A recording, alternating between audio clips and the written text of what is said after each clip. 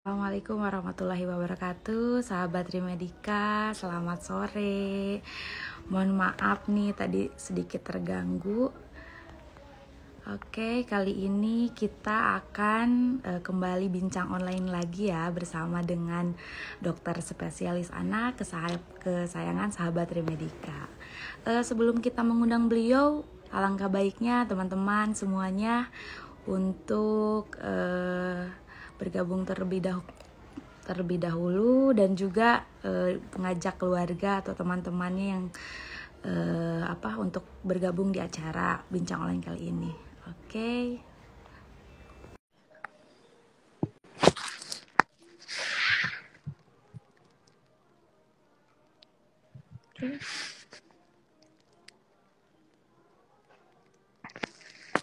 Sebentar ini.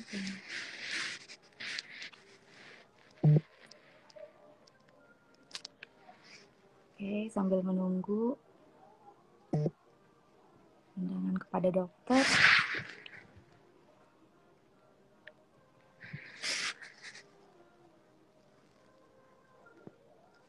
Halo, selamat sore semuanya. Oke.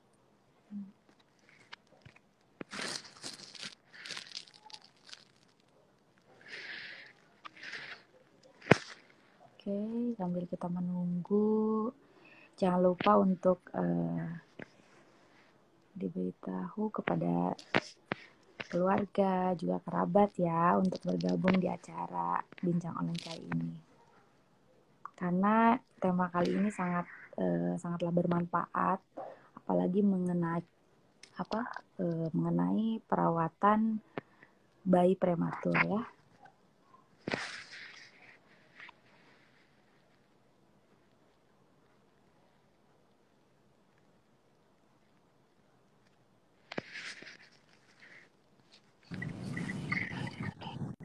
Assalamualaikum dok. Gimana dok? Lagi di perjalanan ya dok? Ya, lagi di jalan Mbak. Alhamdulillah. Terima kasih dok sudah menyempatkan waktunya untuk acara bincang online kali ini dok. Ya. Iya dok. Baik dok, kali ini kita dikasih tema mengenai tentang perawatan bayi pada bayi prematur. Mungkin bisa langsung saja dijelaskan kembali oleh dokter, mungkin kepada para sahabat Trimedika bahwa apa sih yang dikatakan bayi prematur itu sendiri dok? Ya, jadi mungkin bayi prematur itu ya kan menurut definisinya itu adalah bayi yang lahir tidak sesuai dengan usia gestasi kehamilan gitu. Mungkin kalau melihat dari keadaan normalnya untuk usia gestasi kehamilan itu tuh ada di usia gestasi 38 sampai 40 minggu gitu. Nah, jadi bayi-bayi prematur itu adalah bayi-bayi yang lahirnya kurang dari usia kehamilan 38 sampai 40 minggu tadi. Seperti itu Mbak Adit. Oke, begitu ya untuk sahabat Remedika. Apabila yang ingin ditanyakan juga nanti bisa di chat di kolom komentar ya.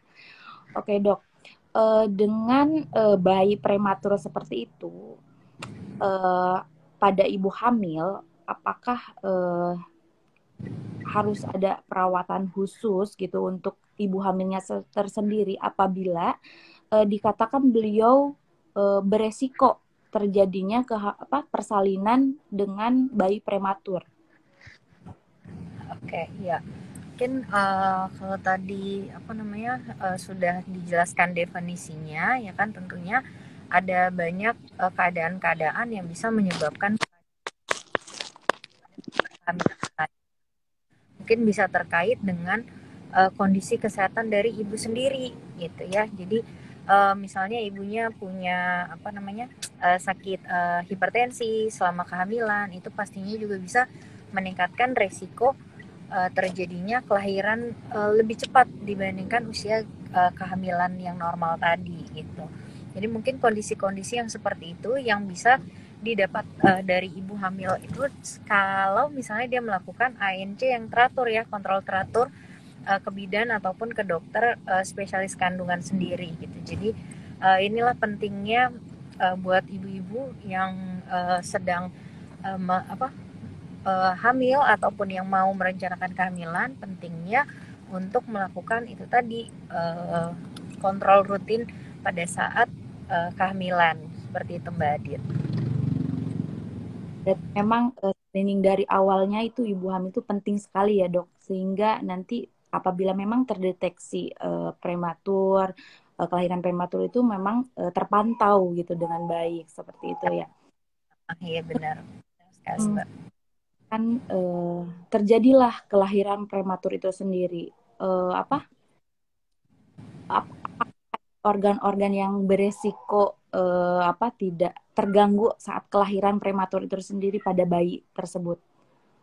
Ya, jadi memang kalau tadi yang sesuai dengan dari definisinya itu kan 38 sampai 40 minggu itu dianggap sudah matang keadaan bayinya maupun organ-organ dari si bayi itu tersebut gitu. Nah, kalau misalnya kelahirannya lebih cepat, kurang dari usia yang harusnya dia pematangan organnya lebih lebih sempurna, pastinya akan terjadi itu tadi ada organ-organ yang mungkin belum belum siap untuk kayak bekerja atau mungkin belum matang gitu untuk fungsi organnya sendiri gitu. Nah, jadi memang perlu perawatan khusus gitu kalau terutama untuk pada bayi-bayi dengan kelahiran yang prematur tadi gitu. Seperti itu Mbak Adi. Baik dok.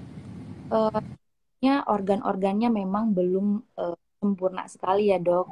Nah, ada beberapa yang beranggapan bahwa kondisi itu memang harus khusus. Apalagi banyak sekali yang pernah sih saya menemukan salah kasus seperti itu dan ibunya menanyakan apakah benar dengan kondisi bayi lahir prematur itu bisa terjadi gangguan kepada matanya gitu dok. Iya, bisa kayak seperti tadi yang saya bilang banyak organ yang terlibat gitu kan. Memang terutama pada mata, memang pematangan dari retina sendiri gitu itu cukup cukup eh, sering terjadi pematangan retina yang belum matang pada bayi-bayi dengan dengan kelahiran prematur tadi gitu. Jadi makanya perlu bukan bukan agak ribet ya gitu, tetapi perlu banyak PR lah untuk ibu-ibu yang memiliki anak dengan kelahiran prematur tadi gitu. Mungkin selain dari yang mata gitu, yang paling sering itu bayi-bayi dengan kelahiran prematur tadi itu pastinya masih belum bisa dengan baik gitu mengontrol mengontrol suhu tubuh dia terhadap lingkungan atau adaptasi dengan lingkungan sekitarnya gitu, dengan suhu lingkungan sekitarnya. Makanya biasanya anak-anak dengan bayi-bayi dengan kelahiran prematur ini gitu sering kedinginan ataupun kepanasan gitu. Jadi nanti orang tua suka panik gitu, tiba-tiba anaknya kok dok atau nggak nelpon ke ibu bidannya, Bu tolong anak saya kok demam ya gitu. Nah itu yang harus sebenarnya juga dijelaskan sebelum ibunya pulang ke rumah gitu. Jadi apa-apa saja hal-hal yang mungkin nanti bentar lagi mau kita bahas ya Mbak Adit ya, apa-apa saja hal-hal yang perlu diperhatikan oleh orang tua gitu. Nah mungkin yang pertama itu tadi masalah pengaturan suhunya gitu. Jadi untuk ibu-ibu yang punya anak atau bayi-bayi dengan kelahiran prematur, yang pasti itu sebelum sampai di rumah harus sudah ada menyiapkan termometer gitu. Jadi supaya kita bisa memantau suhu tubuh dari si bayi tadi gitu. Apakah kalau misalnya terlalu dingin, suhu suhu normal kan dia 36,5 sampai 37,5 gitu ya. Nah, jadi kalau misalnya di bawah dari 36,5 berarti dia tandanya kedinginan. Nah, kalau misalnya bayi-bayi prematur itu kedinginan, mungkin kita bisa lihat udara sekitarnya. Jadi kalau AC-nya hidup bisa dimatikan atau mungkin dikasih selimut lagi atau kain supaya keadaan bayinya lebih hangat gitu. Nah, kalau misalnya bayinya suhunya cukup tinggi gitu kan, jangan panik dulu gitu, karena memang biasanya yang nggak hanya pada bayi-bayi yang prematur saja, tapi pada bayi-bayi yang baru lahir demam itu jarang sekali gitu ya. Jadi seringnya itu suhunya tinggi akibat dari itu tadi lingkungan sekitarnya, bisa jadi karena pakaian yang kita berikan terlalu tebal gitu, atau bisa kain bedongnya itu terlalu banyak gitu kan, kita takut dia kedinginan, jadi malahnya kita membuat kondisi jadi lebih hangat gitu. Nah seperti itu sih yang kalau untuk pengaturan suhu tubuhnya gitu, seperti itu Mbak Adit. Ya, jadi memang harus sangat bayi dengan prematur seperti itu, baik itu suhunya, lingkungan di sekitarnya pun harus menunjang kepada tumbuh kembang itu. Nah, ngomong-ngomong tentang bayi prematur, karena organ-organnya memang belum sempurna, apakah dengan bayi kelahiran prematur sendiri, tumbuh kembangnya itu bisa berjalan dengan baik atau tidak sih, Dok? Ya, jadi ini juga sebenarnya sering ditanyakan ya pada anak-anak, pada ibu-ibu yang memiliki anak-anak dengan kelahiran prematur gitu. Karena ini mungkin selalu menjadi konsen yang penting juga nih buat para orang tua di rumah gitu. Jadi ya memang resiko terjadinya gangguan perkembangan otak ataupun perkembangan pada anak itu cukup tinggi, ataupun bisa bisa saja terjadi pada anak-anak dengan kelahiran prematur tadi gitu. Jadi memang kalau ditanya bisa nggak ya anak saya nanti punya gangguan itu, ya bisa saya, karena terkait dengan faktor resiko tadi gitu. Cuman ini namanya resiko itu kan bisa terjadi bisa tidak terjadi ya gitu. Nah jadi salah satu cara yang bisa kita orang tua lakukan itu adalah dengan tetap memenuhi kebutuhan nutrisi untuk perkembangan otaknya, dan juga memberikan stimulasi yang tepat untuk perkembangan otak dari bayi-bayi prematur ini, seperti itu Mbak Adit. Kalau contoh yang sering dijumpai, Dok, tumbuh kembang yang apa? Perkembangan yang kurang itu di segi apanya ya, Dok? Ya, jadi memang kalau untuk perkembangan yang kurang itu bisa terjadi itu pada misalnya uh, Oke, terjadi kendala ya teman-teman. Baik, kita coba gabung kembali dengan dokter. Oke, sebentar ya.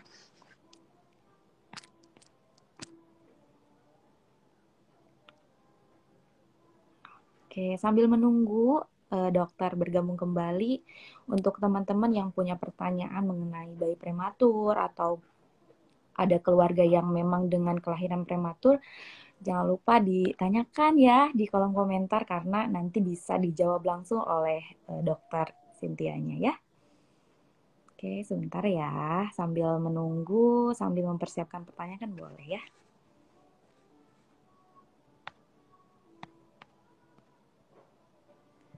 Ya, teman-teman, seperti yang dokter bilang tadi, untuk bayi prematur ini memang sangat perlu sekali perhatian khusus, baik itu dalam pengaturan suhu ruangan, deteksi dini terjadinya. ya. Halo Mbak, sorry keputus ya. Ya, jadi uh, perkembangan apa ya yang kira-kira yang bisa terjadi kurang perkembangannya gitu dok, yang muncul biasanya terjadi pada bayi dengan prematur. Ya, jadi yang paling sering mungkin nanti orang tuanya kalau apalagi pada orang tua yang sudah punya anak gitu ya, pastinya kan jadi ada perbandingan dengan perkembangannya pada anak yang prematur ini gitu. Mungkin bisa yang sering yang sering dikonsultasikan itu biasanya anaknya belum bisa duduk di usia 6 bulan. Nah, itu mungkin yang awalnya yang paling sering dikeluhkan oleh orang tua. Seperti Oke, dok. itu. Mengenai nutrisi ya dok, untuk bayi prematur tersendiri ya, apakah pemberian MPASI-nya itu ada waktu tepat tertentu atau mengikuti saja ya 6 bulan atau gimana dok? Ya. Jadi untuk pemberian makan sendiri itu biasanya tetap harus kita sesuaikan dengan usia, istilahnya itu usia kronologis dari si bayinya gitu. Jadi misalnya bayinya kurang beberapa minggu, jadi tetap harus ditambahkan ke usianya yang saat ini gitu. Jadi karena kita harus melihat itu tadi pematangan organ-organ tubuhnya gitu. Nah, selain dari itu, kita juga bisa menilai tanda kesiapan makan dari anak itu gitu. Apakah anaknya sudah kontrol kepalanya sudah baik, sudah dapat duduk sendiri, duduk dengan bantuan, terus apakah sudah ada gerakan oromotor seperti mengambil sesuatu terus memasukkannya ke dalam mulut, atau sudah kayak tanda-tanda psikologisnya yang kalau misalnya ngelihat orang makan udah mulai ngeces gitu. Nah, jadi tanda-tanda kesiapan makannya juga harus bisa kita nilai gitu. Jadi hampir sama sih ya dok, harus sesuai dengan usia tadi, persalinannya kapan begitu ya, ada tanda-tandanya kesiapan untuk memulai MPASI seperti itu ya dok. Iya benar. Oke, nah dok, mungkin ada beberapa orang tua atau kerabat kita yang memang mengalami kelahiran prematur ini. Nah, kiat yang penting itu kiat perawatan atau tips perawatan dari dokter tersendiri dengan kelahiran prematur untuk orang tua di rumah itu apa sih dok? Bisa mungkin diberikan tips kepada sahabat Trimedika? Ya, mungkin itu ya yang pertama ya, tips saya yang harus diperhatikan itu adalah suhu tubuh dari bayi itu sendiri gitu. Makanya harus sudah mulai rutin gitu mengecek suhu tubuh anaknya jika nanti sudah mulai ada dibawa pulang ke rumah gitu. Lalu setelah itu harus bisa tuh, biasanya saya tuh nyuruh ibunya buat nyatet gitu. Jadi supaya kita bisa tahu pasti memang kecukupan dari nutrisi untuk si bayinya itu sudah cukup apa tidak. Jadi yang harus dicatat itu ya, kalaupun misalnya dia ASI ataupun dikasih susu formula, itu tetap harus dicatat. Yang dicatat itu adalah kapan aja dia dikasih minum gitu. Kenapa? Karena ini penting, karena anak-anak dengan kelahiran prematur ini punya jam tidur itu yang lebih panjang daripada anak yang dengan kelahiran yang normal gitu. Artinya kalau kita nunggu dia bangun ya pastinya yang kita takutkan adalah kecukupan dari cairan dia itu jadi lebih berkurang gitu. Nah, seperti itu. Terus habis itu yang ketiga itu harus diperhatikan juga tadi kan kita nyatet tuh kecukupan yang masuk berapa gitu. Nah, harus juga diperhatikan berapa banyak nih dia sehari pipisnya gitu. Nah, anak yang normal itu yang kalau misalnya cairannya cukup itu sehari itu bisa lebih dari 5 kali kalau pipis gitu. Jadi itu juga bisa menjadi tanda buat kita gitu. Bukan 5 kali ganti pampers ya, tapi 5 kali dia pipis gitu. Makanya kalau misalnya boleh sekali-sekali nggak pakaiin pampers dulu supaya bisa kita lihat tanda kecukupan dari cairan tadi gitu. Terus habis itu yang keempat adalah harus diperhatikan juga kuning apa enggaknya gitu kan. Terus sering pasti ya selalu, bukan cuma untuk anak prematur aja gitu, tapi pada bayi-bayi yang cukup bulan ini juga sering menjadi pertanyaan oleh orang tua gitu kan. Ini kira-kira anak saya kuning apa enggak? Oh, kuningnya ini karena kurang minum gitu. Nah, makanya tadi nggak bisa diasumsikan anak kuning itu karena kurang minum aja gitu. Jadi seperti tadi, makanya supaya kita tahu juga apakah anak ini tidak kekurangan minum, harus dicatat gitu. Nah, untuk yang kuningnya sendiri gitu kan, jadi anak-anak kuning itu memang biasanya normal, itu biasanya muncul kuning tuh di usia 2 hari gitu, dan itu bisa menetap sampai usia 14 hari maksimal gitu. Nanti setelah 14 hari kuningnya akan bisa berkurang dan sampai menghilang sendiri gitu. Makanya Tapi selama menunggu itu ya kan tetap harus dipantau itu tadi kecukupan cairannya yang pertama, terus abis itu yang kedua tanda-tanda dari bayinya gitu. Jadi bayi itu kalau dia apa tuh namanya ya nggak baik gitu keadaannya atau keadaan sakit, dia pasti ngasih apa ya tanda-tanda gitu loh. Apa aja tandanya? Yang pertama geraknya tidak aktif gitu. Jadi kalau misalnya bayi-bayi prematurnya tuh agak kuning gitu kan, terus dia nggak aktif, yang artinya bukan artinya dia tidur terus ya, karena bayi itu memang selalu lebih panjang waktu tidurnya, bisa 18 jam dalam satu hari dari mulai lahir sampai usianya itu 3 bulan gitu. Jadi memang memang lebih panjang gitu. Cuman kalau misalnya kita gangguin gerak dia nggak aktif gitu. Nah kalau kalau bayi itu kalau gerak aktifnya kan kakinya tuh bengkok ya, bentuknya kan kayak maaf kayak apa sih, kayak katak kan, Ya, kakinya bengkok lurus gitu. Kalau nangis kayak apa, kadang-kadang kayak mendayung sepeda gitu gerakannya, tangannya juga gerakannya aktif gitu. Nah seperti itu gitu. Kalau misalnya bayinya keplek atau diem aja atau sampai mengerang nggak mau nangis lagi gitu, itu udah menjadi salah satu tanda bayinya itu udah nggak baik gitu. Jadi makanya kalau misalnya apa, bayinya terlihat kuning di rumah tetapi masih kurang dari 14 hari usia bayinya, tanda-tanda itu tetap harus kita kita pantau supaya jangan kebobolan gitu. Karena kan memang ada kuning-kuning yang pada bayi itu yang sifatnya memang apa ya, sakit gitu karena penyakit, bukan karena reaksi tubuh dia yang nantinya akan membaik sendiri. Seperti itu Mbak Adit.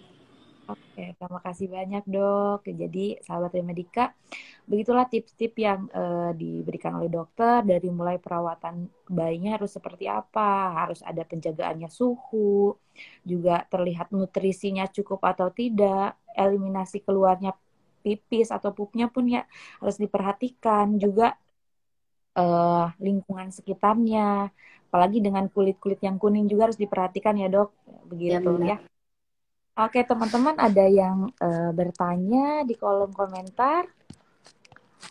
Oke, karena memang waktunya juga sangat terbatas ya dok. Jika di bincang online kali ini, mungkin untuk teman-teman Trimedika yang masih belum bisa bertanya di acara bincang online kali ini, tidak apa-apa karena eh, dokter selalu praktek di hari Selasa, Rabu, dan Sabtu. Apabila memang sedang tidak ada jadwal praktek, mungkin bisa di-follow juga Instagram Tremedika karena akan ada info terbaru mengenai jadwal prakteknya dokter gitu. Terima kasih banyak dok. Mungkin karena waktunya memang cukup singkat untuk IG Live ini, tapi banyak sekali informasi yang pentingnya yang sudah dokter berikan, dan untuk teman-teman Tremedika juga bisa lebih diperhatikan, apalagi dengan kondisi memang ada keluarga atau uh, kerabat kita yang memang sedang mengalami atau dengan kelahiran prematur tersebut, begitu dok. Terima kasih banyak ya dok. Mungkin waktunya saya akhiri di jam sekarang ya dok. Oke, uh, mungkin itu cukup saja ya dok. Mungkin atau ada yang mau dijelaskan kembali dok? Ya, Barangkali. tadi ya apa namanya, bayi-bayi prematur ini buat ibu-ibu yang memiliki bayi-bayi prematur, yang pertama ya jangan berkecil hati ya gitu kan.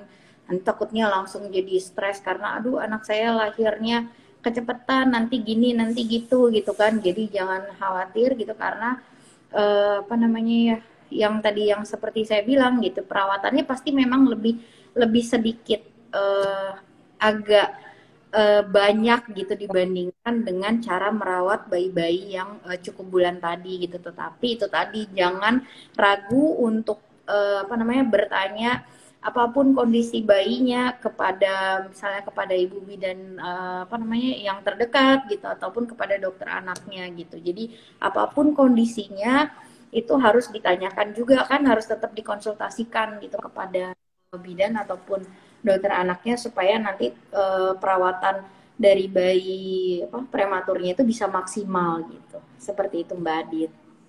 Terima kasih banyak dok. Mungkin mudah-mudahan para ibu yang memang dengan persalinan prematur ini bisa terus semangat dan tetap bisa terus menjaga kondisi anaknya tetap stabil dan juga perawatannya juga lebih meskipun lebih ekstra tapi kan itu sangat senang gitu ya udah punya bayi dan bisa merawatnya dengan baik meskipun dengan kelahiran prematur seperti itu. Mungkin dok, terima kasih banyak ya dok untuk waktunya. Mungkin tadi sedikit mengganggu sedang di perjalanan sudah saya untuk bergabung di acara ini. Ya, Mbak Dit. Ya, sama-sama dok. Terima kasih ya untuk sahabat Remedika juga. Jangan lupa di-follow ya. Nanti untuk dokter ataupun klinik Remedika tersendiri ya. Baik, cukup sekian. Terima kasih dari saya. Mohon maaf apabila ada sedikit kesalahan ataupun salah ucap atau apa. Mudah-mudahan kita bisa berjumpa lagi di bincang online selanjutnya dengan tema yang jauh lebih baik lagi. Oke. Terima kasih banyak dok. Assalamualaikum warahmatullahi wabarakatuh. Mbak Dit, terima kasih Baik kabar. dok. Ya.